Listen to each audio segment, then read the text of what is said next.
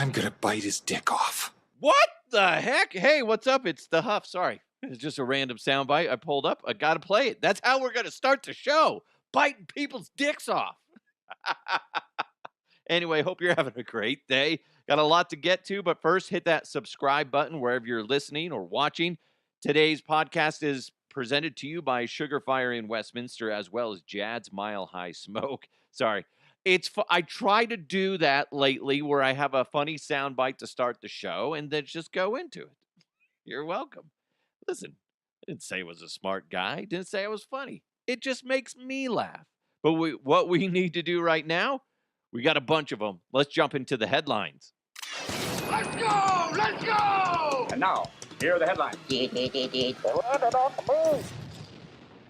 I'm right there with this person. I usually don't like DoorDash.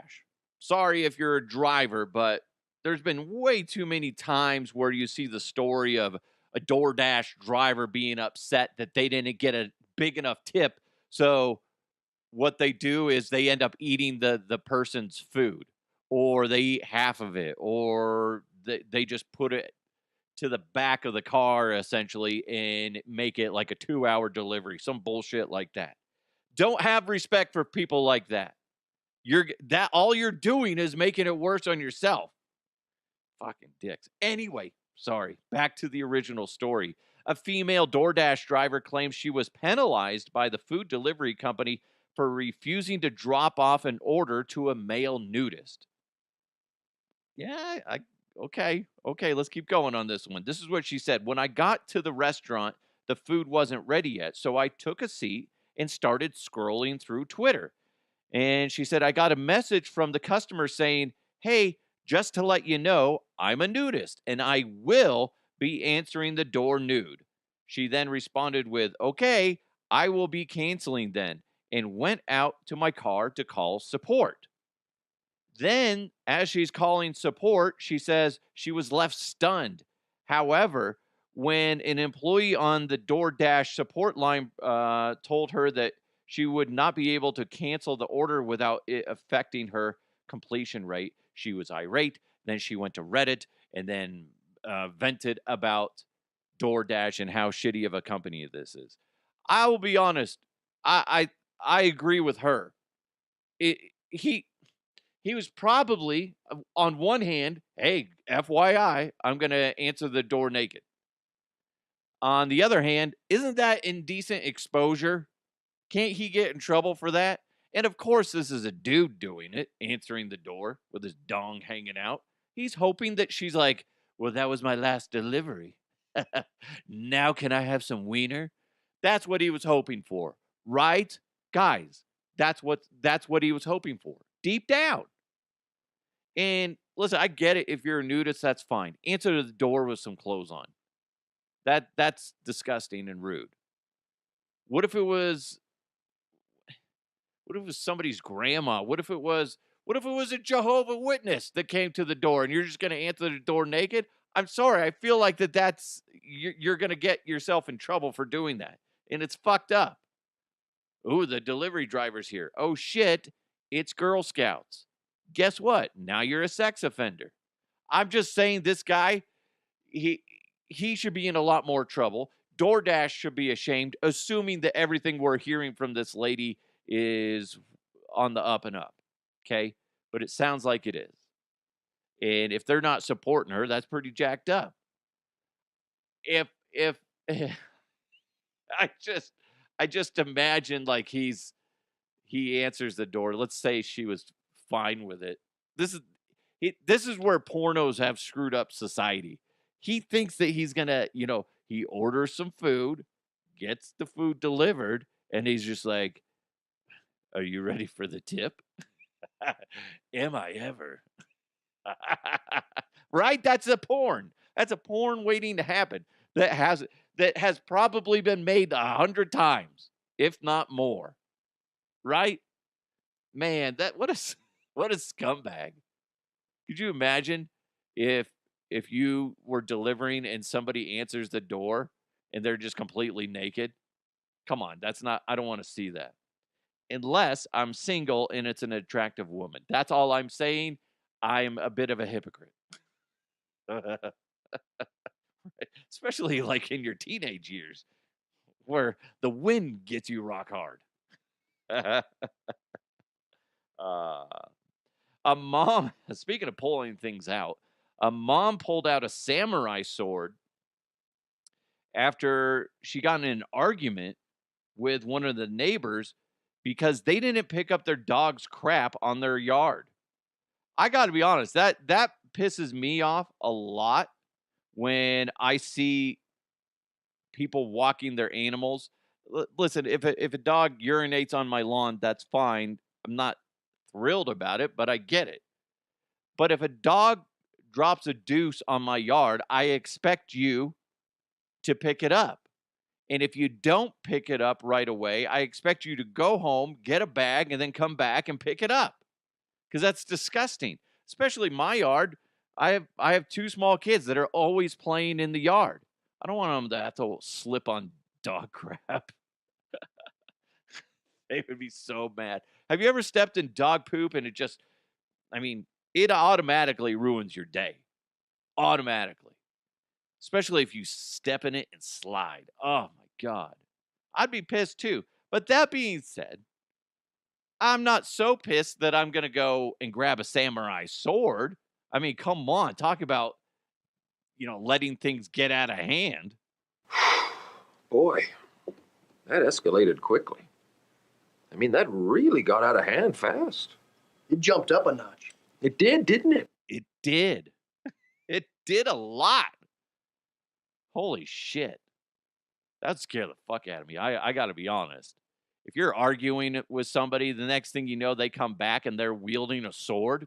Be like, all right, well, I just defecated in my pants. Now we got two messes to pick up. Oh my God, what a psycho. A psycho brings a knife to an argument, okay? Or, a gun, obviously, too, is a horrible thing as well. Just settle it with your words. And if your dog craps in the lawn, pick it up. That's simple. And I know there's some people that do this too. They wait weeks and weeks and weeks and weeks to pick up the dog crap in their backyard. Now, that being said, when the weather's nasty, sometimes it's a pain in the butt to go pick up the poop. So I give everybody a grace period when the weather is kind of, when it's snowy and icy and stuff like that. But if it's good weather, you should be picking up the dog crap pretty dang quick. Give it a week, pick it up. Some of you pick it up, after every single time. That's great. Good for you. I don't do that. I wait a week, then pick it up all at once. But man, don't be pulling out no Highlander sword. You got Connor McLeod over there pulling it out. There can only be one. Oh, fuck. I'll pick up the poop. I'll pick up the poop. I swear to God. Medical workers in Australia are asking bite victims to please stop bringing in snakes to the hospitals. This makes a lot of sense, but I got to be honest. There was a point in time, like 10 minutes ago, where I would have brought in the snake. I would have killed it first. Don't get me wrong. But I don't know enough about snakes where I can say, hey, it was a rattlesnake or it was this type of snake, a bull snake, which looks, I believe, similar to a rattlesnake. And I would just, like, if I could, kill it and then bring it in and say, this bit me or this bit my family member. But they bring up a good point.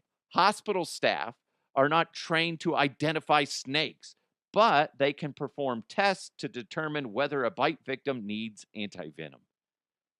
And also they're saying, like, if you bring it in and it's still alive, if it gets loose, that's going to potentially harm other people.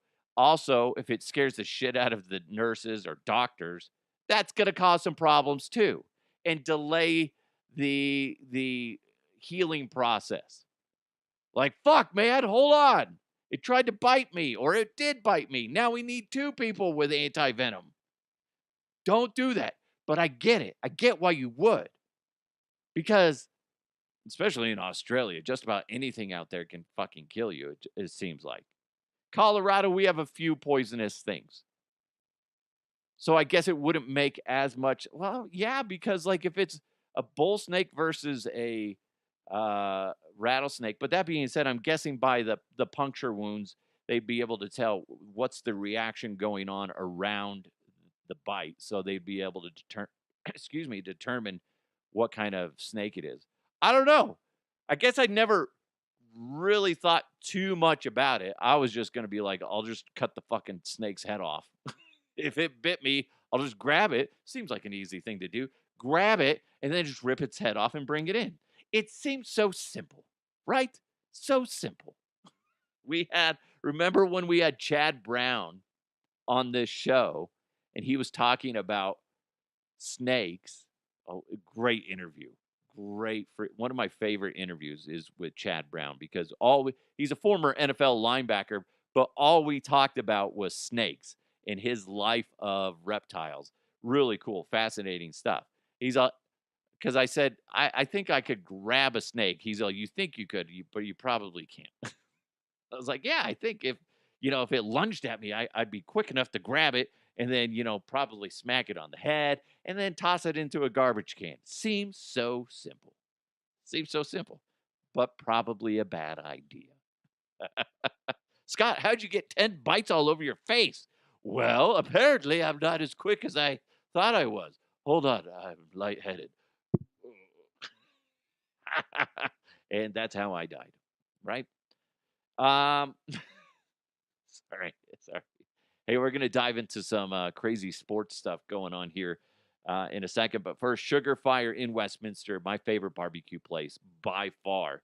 You got to follow them on social media, especially Instagram and Facebook at Sugar Fire Westy.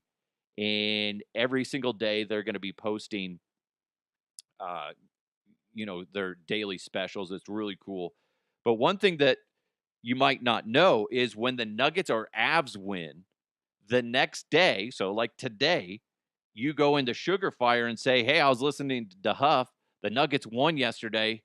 He said if I buy some food, I get a free soda. Is that cool? And they better say yes. They better. Or else you got to give me a ringy dingy. Okay? It's going to happen. You're going to go in there and you're going to enjoy yourself. You're going to enjoy that free soda. And you're going to fall in love with the great barbecue over at Sugar Fire in Westminster. In fact, today's special is one of my favorite burgers of all time. It might be the favorite. It's called the Bronco Burger. Double burger with American cheese, bacon, brisket, onions, pickles, and Texas hot sauce. So freaking good. All their burgers are amazing. In fact, all their food is amazing. They got a brisket dip, which is like French dip on steroids that's going to make your head explode with satisfaction. They got ribs. They got smoked wings. They got smoked turkey. Like I said, brisket. It's all freaking delicious. You got to go in there. They also have amazing sides, whether it's broccoli cheddar soup, caramel pecan applesauce, smashed loaded potatoes, brisket mac and cheese, tater tots, super slaw, loaded mashed potatoes, broccoli ranch salad, cucumber salad, and fried pickles. Oh my God, the fried pickles. So delicious. It's a great place to go. Sugar Fire in Westminster. Like I said, by far my favorite barbecue joint in the state of Colorado. It's family friendly. It's great for date night, and they even do catering. So win that next meeting at the office. It's Sugar Fire in Westminster, 144th and Orchard Parkway, just east of Huron on the south side of 144th. Follow them on social media at Sugar Fire Westy. Check them out online, sugarfiresmokehouse.com. It's Sugar Fire in Westminster, reinventing barbecue every single day. I got your mouth watering with the whole Sugar Fire, with the whole barbecue talk. Legit barbecue, which, by the way, I got to tell you, Sugar Fire, it's chef driven, so they know what they're doing when it comes to handling meat. They do. And when it comes to cannabis, Jad's Mile High Smoke, they're legit. They're the only licensed cannabar in the state of Colorado. It works like an alcohol bar, but it's for cannabis. Really? It's brilliant. So cool. I was over there the other day.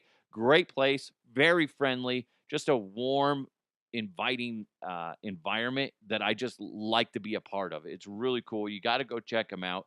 It's a full service bar. The staff is fantastic.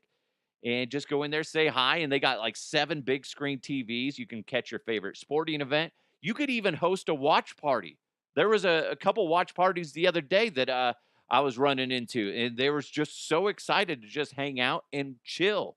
So you got to check it out. Also, they got Nintendo Switches available to rent, tons of free board games, playing cards, coloring books, dominoes, and a quarter arcade with pinball machines, vintage Street Fighter, and Mortal Kombat, and a few others. It's great. You got to go check it out.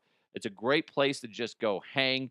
They're open daily from noon to 10. Happy hour runs from noon to 4:20 Monday through Friday. It's Jad's Mile High Smoke, 9 minutes from Coors Field, and open, like I said, noon to 10. Got to be 21 or older to consume. No outside product is needed, and you can't bring in outside product, period. So you can just buy it there. Jad's at 7667 Washington Street. Just GPS to Jad's. This was wild. I saw this, and it kind of upset me. The Denver Broncos traded for Zach Wilson, a known MILF hunter. If you don't know what MILF is, you've obviously never watched porn. Mother, I'd like to fuck, okay? And he has a history of it. He likes to bang older ladies. And guess what? I tip my cap to him. Good for you. Good for you. An experienced older woman? Yes, please. Sorry. Yeah, good for him, right? I mean, Sean Connery's a little upset. I don't need anybody impeding on my territory. I will fuck you up. I will shank you in the shower. Why are you gonna thank him in the shower? That don't make no sense. I said shank. Yeah, tomato. No idea what the fuck you saying. Anyway, I don't know how I feel about this, but I guess as I go through this, maybe I'll have more of a conclusion of my thoughts. But he didn't have a great experience in New York as a New York Jets quarterback. I believe he was 12-21 as a starter. Not very good. But here's the thing that I kind of lean back on, and a lot of people in the media are saying is he has talent. He's a former number 2 pick, overall pick from back in 2021, not very long ago. Okay. And all they did was exchange for some late round picks. They're not losing much on this. I feel like if he's a bust with the Broncos, no big deal. If they end up finding that they can salvage Zach Wilson's career and they can get something great out of him and he can be better than a Russell Wilson, that would be great. That's a huge win. And what'd they get for him? A couple draft picks, late rounds. That would be fantastic. There's a lot of hope in this trade. And I'm not, the more I think about it, I'm not like too upset about it. It's easy to clown on him because he likes to bang older women. Again, tip of the cap. But I don't see where this is that big of a problem. The Broncos still have draft capital. They still have the options to draft a quarterback in this upcoming draft in the first round. They could do that, whether they move up or maybe they stay at where they're at, number 12. But either way, I don't see it as that big of a problem that they got Zach Wilson. My hopes aren't very high for him. I want to be pleasantly surprised with Zach Wilson. Is that too much to ask? I'm just saying, if he burns out and he's just another quarterback that has graced the Denver Broncos roster, yeah, that's fine, whatever. Okay. No big deal. But if they find a spark, if Sean Payton and company find a spark and they're able to ignite the flame that's inside Zach Wilson, what's wrong with that? That'd be great. That's a win. That's a big win. I don't think it's as big of a deal as people are trying to make it out to be. As far as I know, like there's some messages from a listener named Brad who was very pissed off about it. He's a hardcore Bronco fan. I get it, Brad. But when you take a step back, they're not saying he's going to be a starter. He will potentially have the opportunity to battle for the starting position. What I want is for him to come out there and surprise me and do well. What he needs to do is holster that pistol and stop, MILF hunting. That's the thing. You can't be a MILF hunter. Not in this day and age, and not in this town, Buster. Oh, Connor, you sound like an old Western. Not in my town, mister. Son of a bitch. Listen, I don't think it's that big of a deal. What I think would be a huge deal, let's say he does become the starter and he plays great. I hope he changes from the number 2 jersey to the number 3 jersey. So it's another Wilson wearing number 3. That way, all of you that bought those Russell Wilson jerseys, then you don't have to throw them out or feel ashamed when you go to an event, whether it's a Bronco game or whatever, and you're wearing a Russell Wilson jersey. Because I think that would just create just a little bit of extra love from the fan base to Zach Wilson. If he came out and said, Coach, can I be number 3? And if somebody else has taken it since Russell left, I don't know. But if he takes it, I think that would be huge. It's weird, but I think it would be great. It's little things like that would put him in good graces with the fan base. Also, winning fucking games would be great for the Denver Broncos. I'm not saying they need to be Super Bowl contenders. They need to be playoff contenders. Does Zach Wilson get them in that category? As of right now, on paper, no. But I want to be pleasantly surprised on this. Whether he ends up winning the gig to be the starting quarterback and then surprises us all and goes out there and just lights panties on fire as well as the football field, that'd be great. But at the end of the day, all I want for the Denver Broncos is for them to be successful. And adding Zach Wilson as of right now isn't hurting them, and it's not helping them as of right now. So I'm on the fence.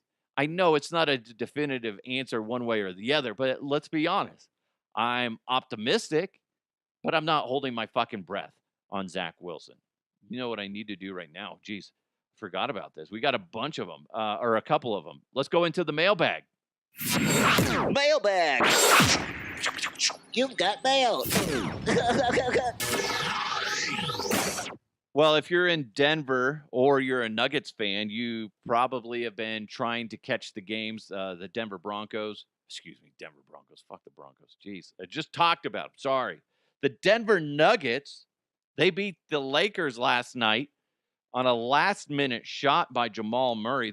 The Nuggets were down by, 20 points, and then this happened. He's at the midcourt circle. 4 seconds. 3 seconds left. Why are they not fouling? Jumper Murray. Got it hard. Denver mounts the comeback.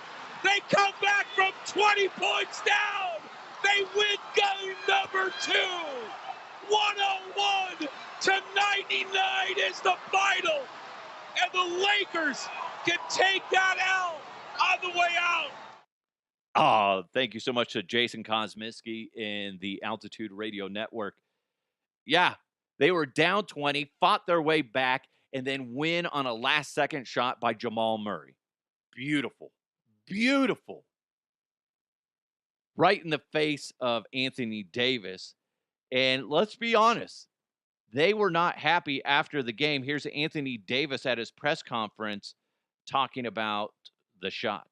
Can you take us through that last play, just what happened and what unfolded? What was, I don't know if you were screened or what happened on that last play. Jamal Murray made a shot. And then he just walks off. He's pissed. I get it. He's pissed. He's embarrassed. And what are you going to do? I get it. As a competitor, you want to win every single fucking time. And when you lose and you get embarrassed like you did, listen, there's a lot of Lakers and Laker fans that are upset about the refs, from the game. But you guys blew a 20-point lead and you lost at the last second. It sucks. Trust me, as a fan, I've been there plenty of times, for whether it was Nuggets, Avs, or Broncos. Let's forget about those Rockies for a second. Don't worry, everybody has. But the thing is, it happens to every team where you screw up, you take your foot off the gas, and then you let your opponent come back, and then they win. It's embarrassing. And for him, what was he last year's defensive player of the year? And he lost. He lost in embarrassing fashion to Jamal Murray in a one-on-one situation. And he sunk it. They won. I get kind of irritated with that type of questioning at a press conference. You know, what happened there? I mean, you got your ass kicked, essentially. I mean, what do you want him to say? He beat me. And what he said is a simple answer. He got a shot. He won the game. I get it.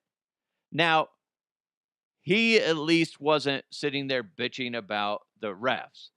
Now steps in LeBron James. I don't understand what's going on in the replay center, to be honest. I said it. I think I said it this year or last year, whatever.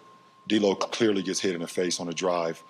What do we have a replay center? If it's going to go, it doesn't make sense to me. It makes no sense to me. It bothers me. Sorry I didn't answer your question, but that is like. And then I just saw what happened with the Sixers Knicks game too. What are we doing? Here's the thing, and I heard Mike Evans on 104.3 The Fan say this morning, so I'm crediting him for this, and I'm going to paraphrase. When you let somebody get away with something for so long, they're doing something improper, doing something that's against the rules, whatever. And then you go to correct it, they freak out. A similar comparison, and I see it all the time, in two different, worlds. When I worked at Chipotle, okay, and when I became a shift manager, and you really start cracking down on how much portions are supposed to go on a burrito. And then you look at what the line workers are doing, and you're like, well, there's why our food cost is out of control. They're putting too much food on there. And when you go to put the right portions on there, the customer who has been benefiting from the workers not doing it the right way, they get furious and demand to talk to a manager. Like, well, sorry.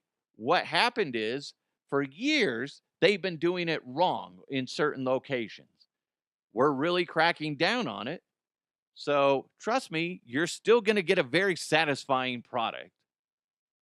Just, we're following the rules now. Same thing happened at Subway. People would be fucking furious because when I worked at Subway while I was going to school for broadcasting, was like, say a 6-inch sub gets 3 pickles, 3 black olives, stuff like that. There's a formula for it. And at first people would flip out when you go in there and you make it the right way. They're like, no, I go to the other place and they just put a handful on there. Well, we're all about making sure your sandwich tastes good and and it's made the right way. because if you overdo it, sometimes it can ruin the flavor of the food. Whatever. Okay, that's not the point. The point is other places let them get away with it. Then when you go there and enforce the rules, people freak out. That's what's happening with LeBron James and company. They've been getting spoon-fed this great, product for them where, what was it? Oh shit. It was like throughout the season, they've gotten more foul calls in favor of them by over 500 compared to their opponents.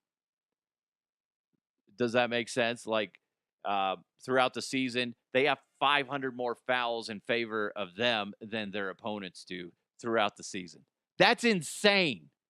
Tell me that's not lopsided for LeBron James and the Lakers.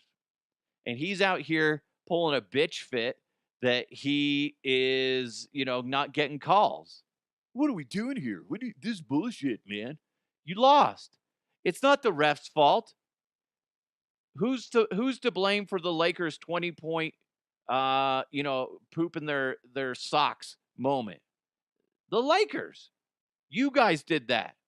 Not the refs. No. You guys were up by 20 points and then you shit it away. Don't be pointing the finger. Don't. Pull the thumb. Shit. We need to be better. Because all you do, LeBron, is make yourself sound like a fucking bitch when you go out there and complain about the refs. You lost. You lost because you didn't put in the right effort. You're sitting there bitching and complaining about the refs instead of trying harder. That's the thing. Listen, you can't sit there and just blame everybody else. Take some accountability. You've done it before. Get back into that mindset. Here I am giving the enemy tidbits of info so he can come back and try to beat the Nuggets. But here's the thing. I don't have any faith in the Lakers as of right now. They look soft as butter and easily rattled. In fact, their head coach not helping. Some tough calls, some tough non-calls, but you can't use any of that as an excuse. You got to go out there and be ready to make plays, whether the whistle gets blown or not. It's getting real tricky. Go through the season, games being officiated one way, and then you get in the playoffs, and then it's like, I guess it's left to the interpretation of the three individual guys that's doing the job out there. But all that said, you just have to know that, it stings. Remember this feeling as we take it back home to LA, and we got to give them that same feeling in Game 3. So he starts off by saying you can't blame the refs. Then he sits there and starts pointing the finger at the refs. It's not helping. As the leader of that team, he needs to say, hey, he should have stuck with what he said at the beginning. You can't blame the refs on this. Okay? We gave up a 20-point lead. We should be better than that. No excuses. No excuses. Gotta go. I was telling my son the other day, he's like, how come, and I think I've told you this, like, the sometimes the strike zone's here, sometimes it seems like it's there. They call a strike one day here, and the next day that's a ball. It gets really confusing. I was like, I know. That's sports. It's frustrating. I get it. But you just have to deal with that. It sucks. Because, yeah, you could be in the batter's box, and it goes right by your eyeballs, and they're like, strike! And you're like, what the fuck? Next day, they're like, ball! That's the way it is. It's annoying. It's annoying, but that's part of sports. And sometimes it goes in your favor, and sometimes it goes against you. And that's what sucks. And the Lakers right now, they're sounding like a bunch of fucking crying babies. That being said, I haven't seen too many Laker fans out there saying the same thing. I could be wrong, but I mean, they're the ones that gave up the 20-point lead. And now you're just sitting there trying to suck on, who's it, David Stern's teat and say, please, can you help us out? No. Get off me. God damn it. You're sucking me dry. Things that are annoying too that go along with the Lakers is Nick Wright of Fox Sports decided to point the finger in a direction that you just don't hear very much about. Again, it's too late in this season, but the NBA probably at some point needs to look in this altitude thing. It seems like Hold up, Nick. Denver has never won a championship until last year. I get it. All right, so it does seem unfair. I played at altitude at an All-Star game, and it seems a little unfair. It hits you I gotta in tell about you, 2 minutes. like this whole thing of like Denver never having, except for I guess Melo or Alex English, even like a Hall of Fame level player. Maybe that was Dan Issel. Yeah. That's the way it was supposed to be. Because this is like they're just an unfair advantage. I'm not making any excuses. But it seems fair. And I know it's going to get clipped, but you got to at least look into it. You got to do something. Like, give them extra timeouts or something, man. I don't like it. Speaking of... So here's what I have to say about that. I think he was serious at first, and then literally, as you watch the video, everybody starts laughing at him and giving him like this weird look. And then it's just like, I mean, right? Altitude. It sucks. It's only a problem because the Nuggets are good. When they were okay, nobody cared. They're like, the altitude, it'll get you. But teams are still going in there and beating them. Now that to Nick's defense, what he's saying is, before they had like maybe one great player on their team. And then now they got a whole slew of great players. And plus you add in the altitude. Well, that's a problem. Well, yeah, it is. But listen, you're not going to move the Denver Nuggets. You're not going to. Nuggets are here forever. They're staying here. They're not going to move because you little bitches are starting to get your ass handed to you by the Denver Nuggets. Come on. I will tell you this, though. It is a bitch. When people come in from out of town, they're used to sea level. And they come in and they try to be active. Especially if you go into the mountains. Denver's one thing. You start trying to do a hike up in the mountains, that's even worse. You're going to get your ass kicked. You can puke. You can get altitude sickness. It's serious stuff. It's not anything to, mock. So I get it. What's funny to me, though, and it sucks, whenever I go to sea level, and let's say I order a drink, I don't get a buzz. It's annoying. I have to drink like 3 times what I normally do in order to get something rolling. And then, I come back to Colorado and I'm a 1-drink guy. maybe two. So yeah, that's the only downside for me for living at altitude is the booze. Okay. Can't handle it here. Joey said, "Hey, DeHuff, I saw a guy trying to mess with you and others on Twitter. How do you like to handle the trolls?" I don't get very many trolls, but it's funny. I know who you're talking about. It was some random dude, and it was just out of the blue. Like everybody else responding to a post I did where I was Sean Connery having a conversation with Cowboy DeHuff about the Zach Wilson trade, whatever. It's on my social at DeHuff Podcast. And like one dude just starts mouthing off for no fucking reason. And I'm like, what the hell's this guy? I responded, I was like, who's shitting your Cheerios? And then he said something negative back. And then I just responded with a smiley face. And then that was it. He hasn't responded back. I was looking at the guy's timeline, and he was doing this to other people, and they handled it completely different, where they were being combative back. They were just responding just as negatively, if not more so, to the point where one individual was, they're trying to set up a fight so they could fight. I'm like, that's why. I thought about continuing to joke around with the negative Nancy guy, continue to like joke around, be like, this sounds like my mom. Is this my mom? Who gave you access to Twitter, mom? Something like that. But I was like, nah, I'm good. I don't need to do any more. It's some guy with like 100 followers, and he's just trying to get some traction, some interaction, so he can justify having an account. And the more you do that, the more you can potentially make money off of it and stuff like that. So I was just like, nah, I just ignore it. For the most part, I just ignore it. Every now and then, those will pop up. But I'll have to say this, most of my followers, and I would say most of you listeners are great people. There's always that one guy, though. One guy. It's like, why? Then don't listen. If you're offended by something I say, then don't listen. It's okay. But the way I project it, I just try to be honest with you guys. And I think I would have to say that 99% of you are just great people. You get it. Life's short. Let's laugh. And sometimes we can laugh at the hard stuff.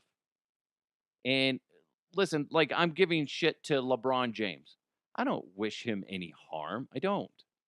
I think that's fucked up. I wish that the Nuggets beat the snot out of him. Yeah, that's great.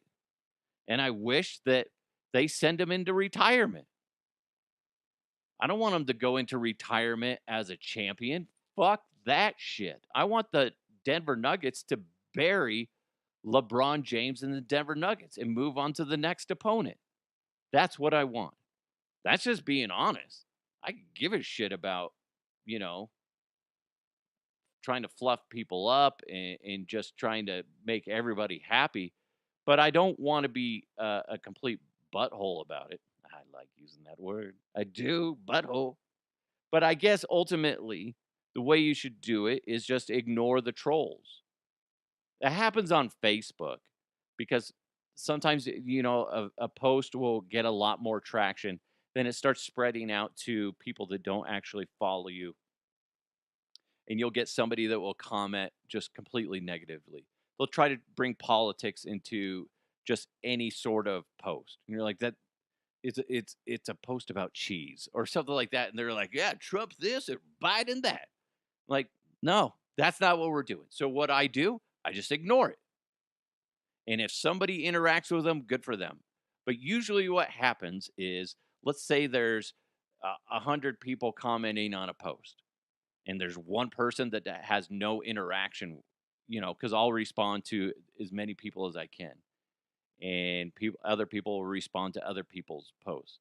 And then there's that one lone jerk off that is trying to, push buttons for people. And he's just sitting there by himself with his dick in the wind. Because nobody wants that, man. It's just we're not going to sit here and try to, shit on everybody's parade. You can have fun and joke and when you're around your friends, you give each other shit. I think that's the relationship we kind of have. But ultimately, it's just like, hey, let's have fun today. I don't need people, trying to rain on the parade type of thing. We can give each other shit. We can joke about other things, give other people shit, but it's all tongue in cheek. And if you try to come in here and try to be overly serious on something and just trying to just chuck negativity everywhere, see if it sticks, well, I'm just going to let it slide off the wall because I don't have time for that. I don't want to deal with that. So Joey, I hope that answers your question. Is essentially you just try to let them roll off your back and just ignore them because you're not giving fuel to their fire. Listen, I talk about you guys. You guys you're my friends, okay? And I got a perfect soundbite for you, okay? When I think of you, this is the soundbite I think of. Because he's my best friend. He's my pal. He's my homeboy, my rotten soldier. He's my sweet cheese, my good time boy. If you've never watched What We Do in the Shadows, it's on Hulu, but you can access it through Disney Plus if you have Hulu. It's a hilarious story, or a TV show. And I just started watching it. I'm only the first 2 seasons. I want to say there's like 5 seasons or something like that. But it's obviously comedy. It's kind of like The Office as far as there's a camera crew following these people around and they're constantly talking to the camera. And it's funny because they're following around vampires in modern day. It's fucking hilarious. One of my favorite shows. Currently, my favorite show. If I have an opportunity to watch anything, it's going to be that show because it's just hilarious. Love it so much. Oh my god, these Laker fans or Lakers. I'm not even mad at the Laker fans right now. I'm just irritated with Lakers, the Lakers, LeBron James essentially. Oh, hold on. Okay, really? LeBron James, at the end of the day, you're a bitch. Right, as always. You got it, Ken. All right. Thank you guys so much for joining the show. Really appreciate it. You guys have an amazing day. Big thanks to Sugar Fire in Westminster. Go check them out. They're off 144th and Orchard Parkway, right next to Snooze on the south side of 144th. Go in there today because the Nuggets won yesterday. Today, you go in there. As long as you buy some food, you get a free soda. Make sure you heard it here on the show. Also, big thanks to Jad's Mile High Smoke. Just a great place to go relax. 7667 Washington Street. It's to Huff Uncensored. You guys have an amazing day. Try not to be a dick. Don't be a troll unless it's funny. Okay? You could be a troll and just follow it up with JK LOL. And I'm fine with that. Okay? But don't just be a troll and just leave it out there, your hatred, and just annoying. Anyway, you guys have an amazing day. Don't be one of those guys. Let's continue to move forward. I'll talk to you next time.